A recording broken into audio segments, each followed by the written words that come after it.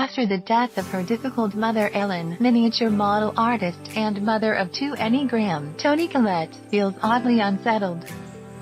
While relieved by her parents' passing, she becomes insecure about her own maternal aptitude and starts suspecting there may be something sinister behind her family's intensifying woes. Honestly, we really mean it. Hereditary is not for the faint of heart. But not in the sense that it might loudly jump-scare you into cardiac arrest. Ari Aster's feature debut has its thorax-tightening shock moments, but they are rare, and all the more effective for it. Primarily, it takes the crawling dread approach to horror, often serving up its most chilling shriek treats before you even notice the ire right there in front of you. One scene, for example, presents a character in the gloom of a midnight-shrouded room. As they sit up in their bed, carefully positioned in the lower left of Aster's frame. You know right down to your bones that something isn't right here, but you're not seeing it. Then, perhaps, someone sitting nearby you will gasp, their sudden inhalation flagging they've spotted it before you. You look closer, your eyes darting around the frame's dark edges and darker corners. And then, but you're compelled to, you kinda don't want to, you see it, I know, oh. It all presented with gorgeous Kubrickian precision and elegant trompe-l'oeil techniques. Aster might be a first-time writer-director, but he is clearly a natural-born master of horror. Otherwise, we can only assume that the Wicker Man was playing on loop in his maternity ward.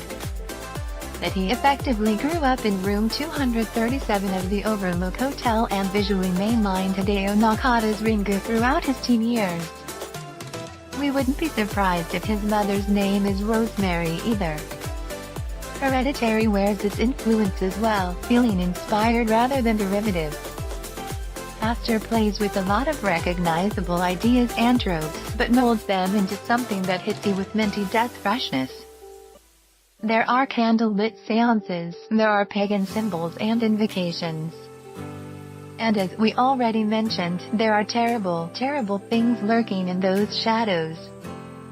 But he wraps it all up in a slow-burn story that plays on familiar insecurities, primarily the question of who to blame for our shortcomings, our parents, ourselves, or something else. It's all presented with gorgeous Kubrickian precision and elegant trompe-l'oeil techniques.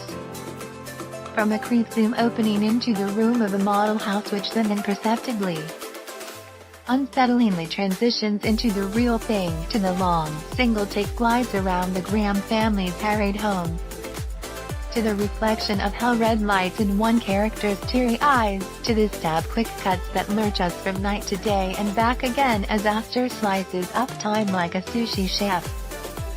A doomy, electronic pulse lurks low on the sound mix for most of the film, making you sit uncomfortably even when what's happening on screen appears innocent or mundane.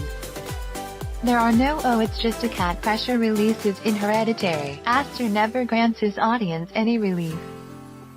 Especially the places where you should feel safest. Everything is steeped in threat, has marshaled an impressive cast too. The youngest Graham, 13-year-old Charlie, is portrayed by newcomer Millie Shapiro in a way that somehow simultaneously elicits sympathy and deep-set disquiet. Alex Wolff, Jumanji, Welcome to the Jungle, sensitively portrays her older brother Peter as a teen who is, in a sense, uncoming of age, his traumas devolving him from bong-smoking slacker to squalling child. As you imagine they would anyone at his psychologically brittle stage of life. Gabriel Byrne is suitably solid in the role of the steady, uninteresting, keeping it all together, and failing, dad Sue. And as for Toni Collette in the lead role of Annie, Aster really puts her through the ringer, inflicting on his star sufferer woes comparable with those suffered by both Essie Davis in 2014's The Babadook and Ellen Burstyn in The Exorcist combined. Her screen-filling, straight-to-camera looks of sheer, unfiltered terror will likely stay with you for as long as many of Hereditary's other scares, which are numerous, relentless and never less than insomnia-invitingly intense.